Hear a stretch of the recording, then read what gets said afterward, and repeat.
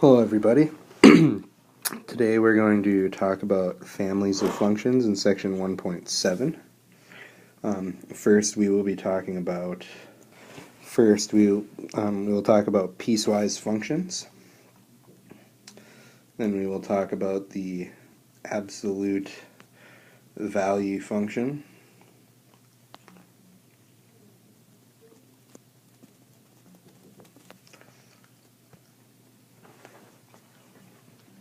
And then finally we'll talk about power functions and radical functions.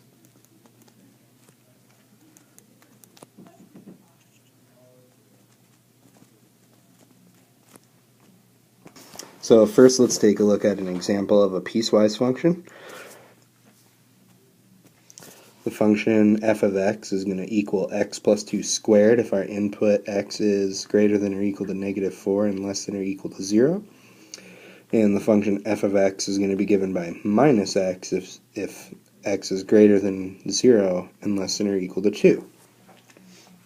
So now let's draw a set of coordinate axes. Okay, so here's our set of coordinate axes. Each square is going to represent one square unit. So each tick mark on the x-axis is going to represent 1 unit, and each tick mark on the y-axis is also going to represent 1 unit. Now, if we look up at the first piece of the piecewise function, we're supposed to be graphing x plus 2 quantity squared between negative 4 and 0. If you look at x plus 2 squared, you're going to notice that the vertex is going to be minus 2 comma 0. So you see that x plus 2 in the parentheses. That tells us the x-coordinate of the vertex is negative 2. And then since we are not adding a value of k on the outside of the parentheses, the y-coordinate of the vertex would be 0. So let's go ahead and plot that point on our grid. So we go 2 units left and 0 units up or down. So there would be the vertex of the quadratic piece. Now we can just plug the endpoints of that interval into the function. If we plug the minus 4 in, you will get minus 4 plus 2 inside the parentheses, which would be a negative 2. And negative 2 squared is positive 4.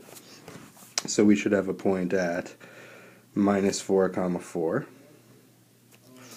And if you plug 0, the right endpoint of that interval in, 0 plus 2 is 2, and 2 squared is also 4, so we get another point right there on the y-axis. And since we have the graph of a parabola, we can just connect those points through the vertex. Oh, I don't like what I did there. So there we go. I think that looks much better. That would be a graph of x plus 2 squared for the x values between negative 4 and 0, including negative 4 and 0. Now we can sketch a graph of the function minus x, where x is greater than 0 and less than or equal to 2. So I know that 0 is not technically on this piece of the domain. X is supposed to be strictly greater than 0. However, if you were to plug 0 into minus x, you would get 0, and what that tells us is we should really have an open circle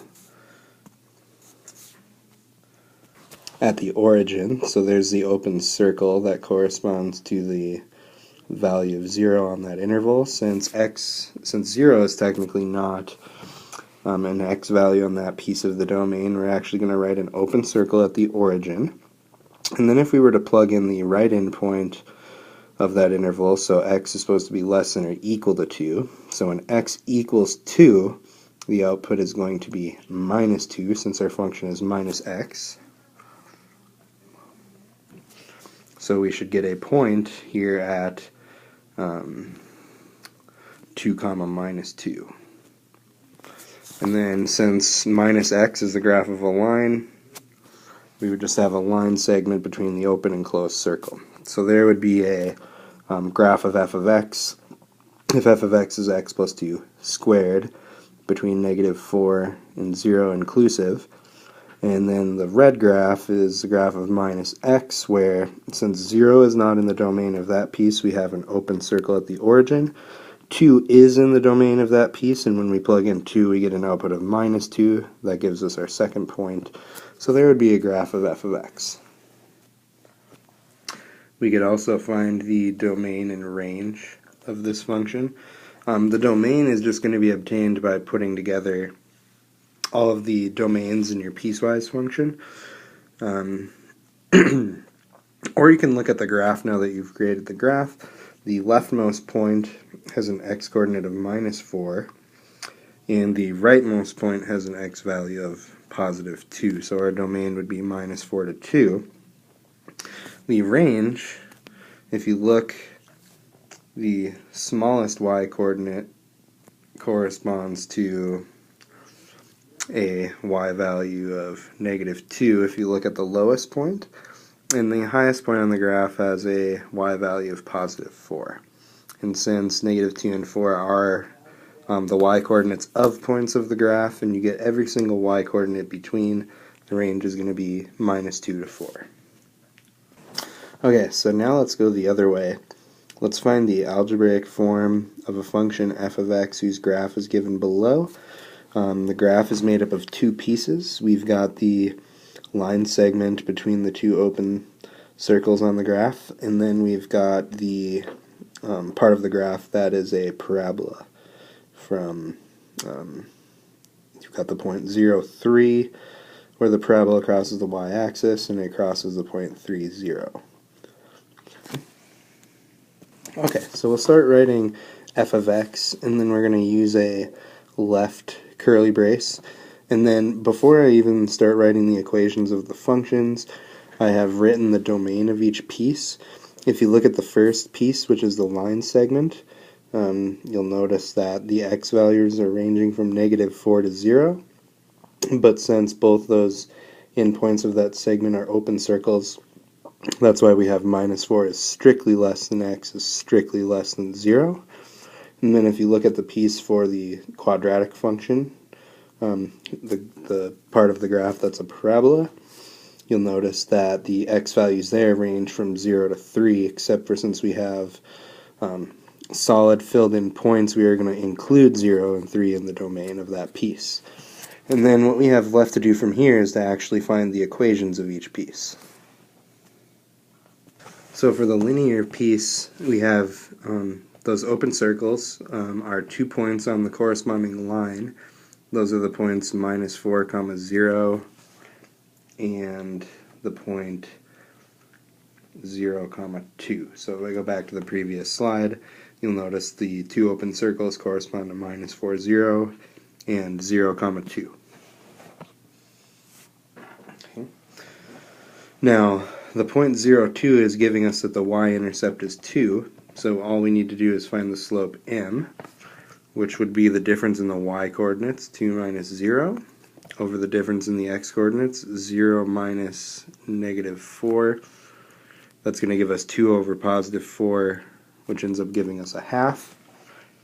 So the equation of the linear piece then would be y equals 1/2 x, and then since the point 0, 2 is on the graph, we know the y-intercept is positive 2. So I can go ahead and I can say between negative 4 and 0, the equation is positive 1/2 x plus 2. And now let's go ahead and find the equation of the parabola. Okay, so the vertex is at the point 1, 4, and the y-intercept is the point 0, 3. If we just go back to the previous page, you can see that on the graph. If you think of x equaling 0, if you go up to the parabola, the y-coordinate is 3. And if you go right 1 unit and up 4, you will find the vertex whose coordinates would be 1, 4. So the transformation form of that piece would be y equals a times x minus 1 squared, since 1 was the x-coordinate of the vertex, and then you would have a plus 4. And then since 0, 3 is a point on the graph, I know that when I substitute in 0 for x, the value of y is going to be positive 3. So I have a times 0 minus 1 squared plus 4 has to equal 3. And if I subtract the 4 on the left, or if you solve this, you're going to see the value of a would have to be negative 4. Okay, so, oh, sorry, that is a mistake, everybody, so let me go back here. Actually, 0, 3 was on the graph, so when I plug in 0 for x, I'm supposed to get a y coordinate of 3. And if you subtract 4 to the right, you're going to get negative 1, and 0 minus 1 squared is positive 1. This is just going to tell us a equals negative 1. And we can just go ahead and leave the equation in transformation form. So if I go back to the previous page, we're going to have negative x minus 1 squared plus 4.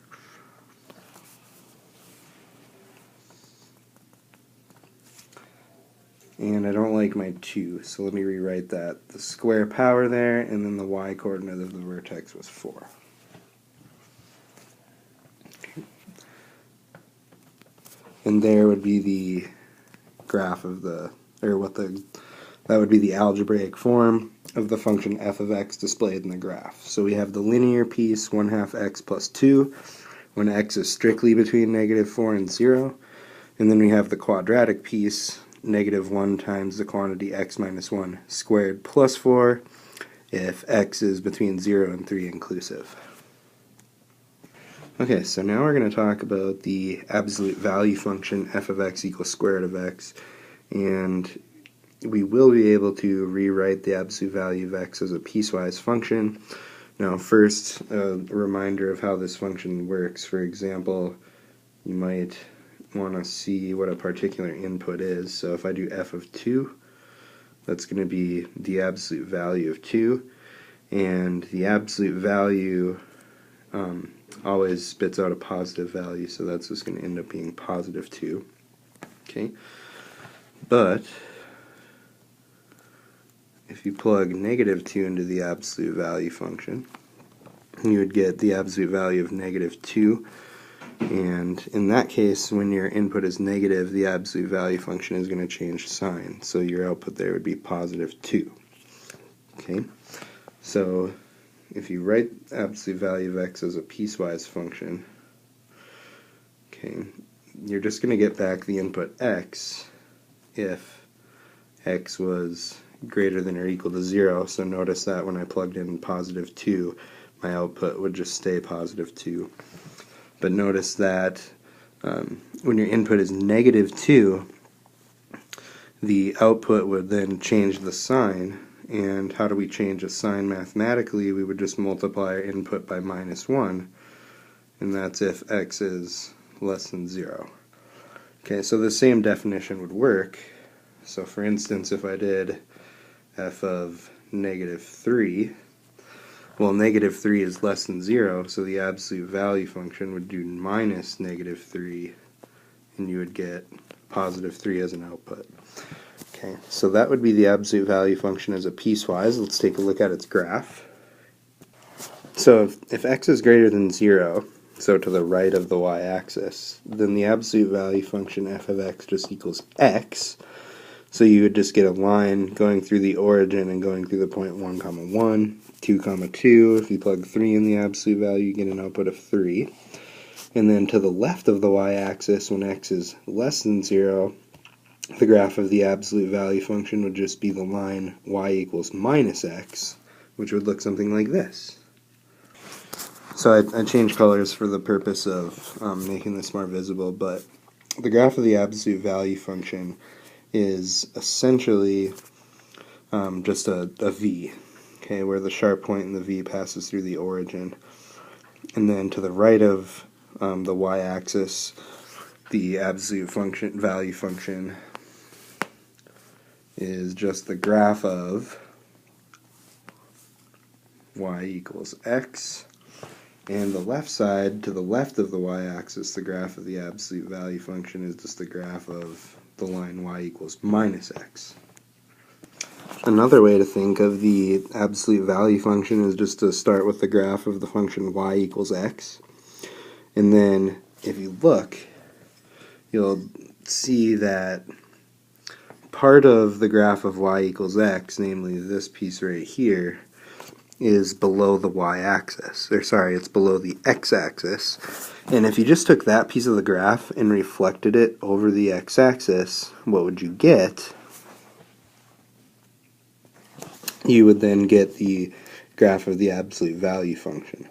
Okay, so essentially what the absolute value operation is doing is if you started with any function f of x, then the absolute value of that function is going to take any parts of the graph below the x-axis, and that's going to reflect them over the x-axis. For example, so for instance, what if I wanted to graph the function f of x equals the absolute value of 2x squared minus 4x minus 1? So step 1 is going to be to graph the function inside of the absolute value symbol. So we're going to graph 2x squared minus 4x minus 1. So what we may as well do is just find the vertex and the x-intercepts of the graph of 2x squared minus 4x minus 1. Okay, so your vertex, we can first find the x-coordinate of the vertex h, which is minus b over 2a, which is going to be minus a negative 4 over 2 times 2, and we're going to get 4 divided by 4, which equals positive 1. Okay, so that's the x-coordinate of the vertex, and then what we'll do is we'll now plug that into the equation. So 2 times 1 squared minus 4 times 1 minus 1. That gives us 2 minus 4 minus 1, which equals negative 2 minus 1. We should be getting a minus 3. Okay, so the vertex is 1 comma minus 3.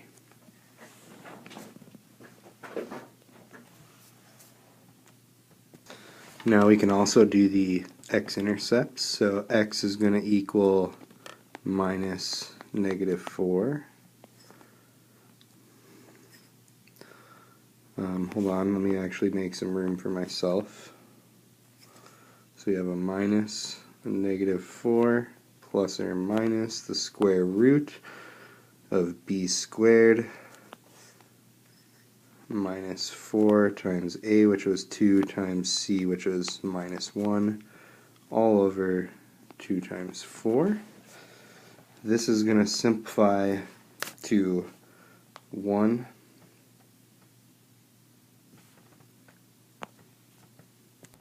So I got ahead of myself here. Remember, a was positive 2, so in the denominator I should really have 2 times 2.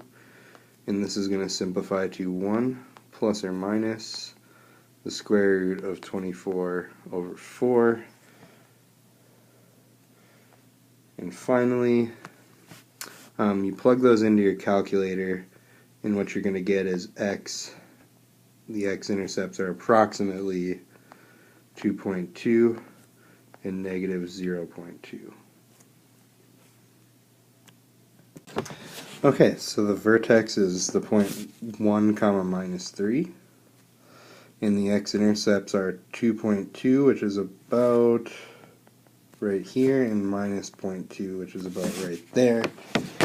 So the graph of y equals 2x squared minus 4x minus 1 is going to be a parabola opening upward from the vertex, so it's going to look like this. Okay, so there's what the graph of what's inside the absolute values looks like. And then now what we need to do is take any part of the graph that's below the x-axis to graph the absolute value of this function. We just reflect those pieces below the x-axis. And then once you reflect that part below the x-axis above the x-axis, your graph should look something like what we got on the right.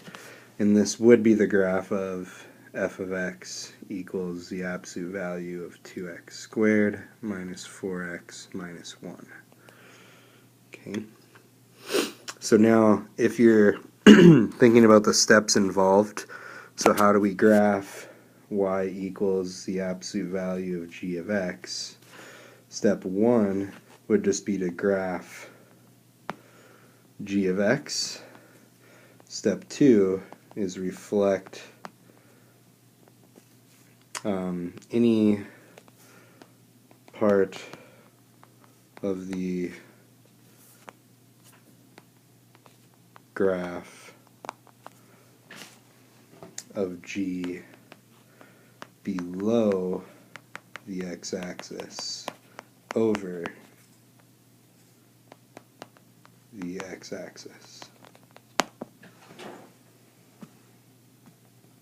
Okay, so the last thing we're going to talk about is power and root functions. We will see the formal definitions of these in class, but our main goal is to be able to simplify expressions that involve powers and roots, i.e. radicals. Okay, so I think it's okay if we just do this through an example.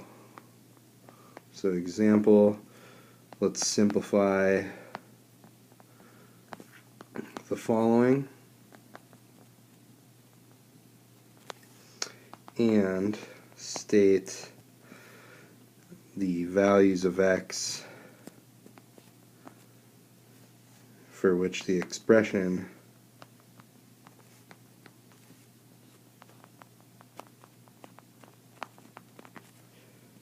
is defined. Okay, so our first example is going to be looking at the fifth root of the quantity 2x minus 1 to the fifth power. Now, when working with odd powers, if you're doing the same odd root, for instance, here we're doing the fifth root followed by a fifth power, then essentially what you can do is you can rewrite the fifth root as a 1/5 power. So this would equal 2x minus 1 to the fifth, and then you'd have a 1/5 power on the outside.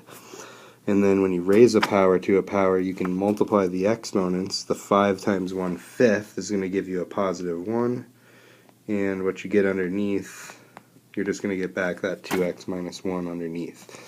Now, when you have an odd power followed by an odd root, okay, x can be any real number. Okay, so there's no restrictions here. If you do a fifth root of a fifth power, the fifth root and the fifth power undo each other, and you just get back what's underneath, the 2x minus 1, and it doesn't matter, x can be any real number here. So even if 2x minus 1 is negative, you raise it to a fifth power, it's negative, but you can take the fifth root of a negative number. So no issues here. Now you have to be a little bit more careful if you say want to do the fourth root of 2x minus 1 to the fourth power. Okay, now the caution that you have to take here is that if you had this 2x minus 1, so this 2x minus 1, now that could be any value. So there could be some values of x we could choose. For instance, you could let x be 0, and you'd be getting minus 1 to the fourth, and then taking a fourth root. But you should think about why, if x was 0, for instance, the result of this should be a positive value. Okay, so what we're going to do is, you can't just get rid of the fourth root and the fourth power aren't just going to cancel each other. Since we're doing a fourth power first, it would make whatever expression underneath the radical sign positive, and we can take the fourth root of a positive number. But to make sure that the output is always positive, we need to slip in an absolute value. Okay, so if you're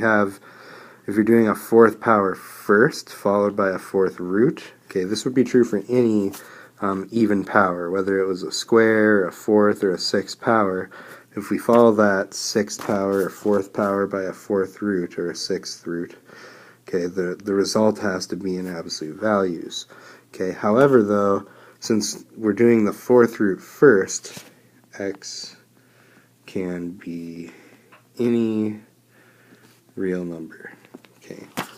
Now, when is the result that we get back? When is x not going to be allowed to be any real number?